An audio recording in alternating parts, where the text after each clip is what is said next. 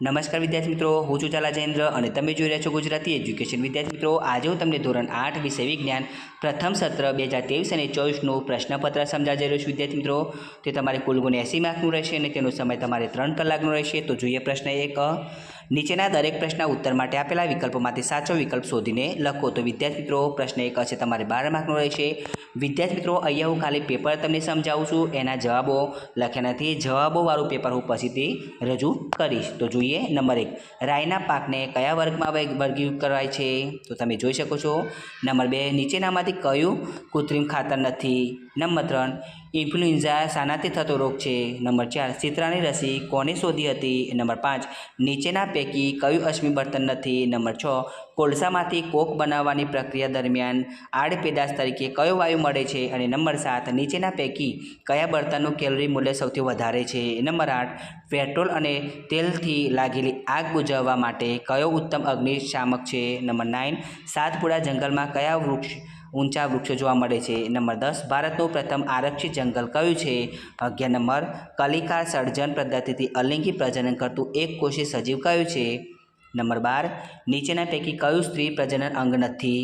હવે વ્યાખ્યાઓ વિદ્યાર્થી મિત્રો, બંને અંદર વ્યાખ્યાઓ આપી છે. વ્યાખ્યાઓ તમારે ગમે તે 4 લખવાની છે અને 4 માર્કની છે. તો પહેલી છે કે નિંદન, બીજી સૂક્ષ્મજીવો, નંબર 3 પુનઃપ્રાપ્ય કુદરતી સંસાધનો, નંબર 4 જ્વલનબિંદુ, નંબર 5 કાર્બોનાઇઝેશન. હવે પ્રશ્ન 2 એની અંદર એક વાક્યમાં ઉત્તર લખો. તો વિદ્યાર્થી મિત્રો, પ્રશ્ન 2 છે તમારે ફરજિયાત છે અને 10 માર્કનું રહેશે. પહેલું છે વાવતી વખતે બીજ જમીનમાં ઢંકાયેલું શા માટે રહેવું જોઈએ? બીજું, સીપ્સી કુળની વનસ્પતિના મૂળ ગળિકાઓમાં કયા બેક્ટેરિયા વસવાટ કરે છે? ત્રીજો, કોલસાનું કયું ઉત્પાદન ધાતુ નિષ્ક્રમણમાં વપરાય છે?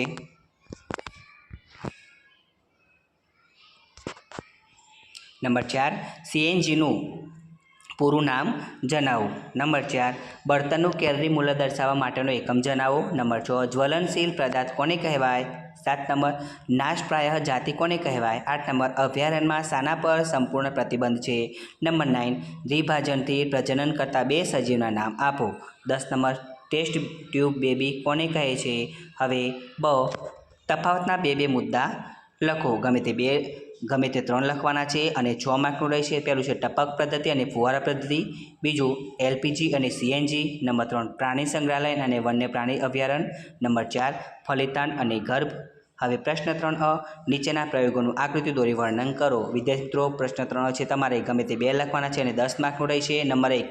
દહન માટે હવા જરૂરી છે તે દર્શાવવું. બીજું, છોડની સારી વૃદ્ધિ થવા માટે કુદરતી ખાતર અને કૃત્રિમ ખાતર જરૂરી છે તે દર્શાવવું. નંબર 3. શર્કરામાં ઈસ્ટ વડે થતી આથવણની પ્રક્રિયાનું નિરીક્ષણ કરવું. વૈજ્ઞાનિક કારણો આપી સમજાવો. વૈજ્ઞાનિક કારણો છે તમારે 4 પૂછાય છે, ગમે તે 3 લખવાના છે અને બસ તમારે 6 માર્કનું રહેશે. પહેલું છે પાકની ફેરબદલી કરવી જોઈએ. બીજું, લીલ સ્વયંપોષી સજીવ છે. નંબર 3 પેટ્રોલ અને ડીઝલ જેવા બળતણોનો ઉપયોગ વિવેકપૂર્ણ રીતે કરવો જોઈએ. નંબર 4 વનનાબૂદીથી ગ્લોબલ વોર્મિંગ થાય છે. હવે પ્રશ્ન 4 નીચેના પ્રશ્નના મુદ્દાસર ઉત્તર લખો. વિદ્યાર્થી મિત્રો, પ્રશ્ન 4 છે તમારે 8 માર્કનો રહેશે. 3 પૂછાશે, ગમે તે 2 લખવાના છે. પહેલું છે અશ્મિ બળતણોના વપરાશની નુકસાનકારક અસરો જણાવો. બીજું, આગનું નિયંત્રણ કઈ રીતે કરી શકાય? નંબર 3 વન નાબૂદીના કારણો જણાવો, તેના પરિણામો અસરો એટલે કે જણાવો. નીચેના પ્રશ્નના ટૂંકમાં ઉત્તર લખો. ગમે તે 4 લખવાના છે વિદ્યાર્થી મિત્રો. 5 પૂછાશે અને બસ તમારે 8 માર્કનો રહેશે. પહેલું છે કૃત્રિમ ખાતર વાપરવાના ગેરફાયદા જણાવો. બીજું, સૂક્ષ્મજીવોના વ્યાપારી ઉપયોગ જણાવો. નંબર 3 મચ્છર રોગના ફેલાવામાં કઈ રીતે કારણભૂત બને છે? નંબર 4 કોકના 2 ગુણધર્મો અને 2 ઉપયોગો લખો. નંબર 5 પુનઃ અપ્રાપ્ય કુદરતી સંસાધનો એટલે શું? ઉદાહરણ આપો. હવે પ્રશ્ન 5 નીચેના પ્રશ્નના ટૂંકમાં ઉત્તર લખો. ગમે તે 4 લખવાના છે વિદ્યાર્થીઓને. 5 પૂછાશે. પહેલું, દહનના પ્રકારો જણાવો. બીજું, આદર્શ બળતણ એટલે શું? તે કેવા ગુણધર્મો ધરાવતું હોવું જોઈએ? નંબર 3 આપણે જૈવ વિવિધતાનું સંરક્ષણ શા માટે કરવું જોઈએ? નંબર 4 જૈવાવરણ આરક્ષિત વિસ્તાર વિશે ટૂંકમાં જણાવો. નંબર 5 મનુષ્યમાં ફલનની પ્રક્રિયા સમજાવો. તો વિદ્યાર્થી મિત્રો, પ્રશ્ન 5 છે તમારે 8 માર્કનો રહેશે.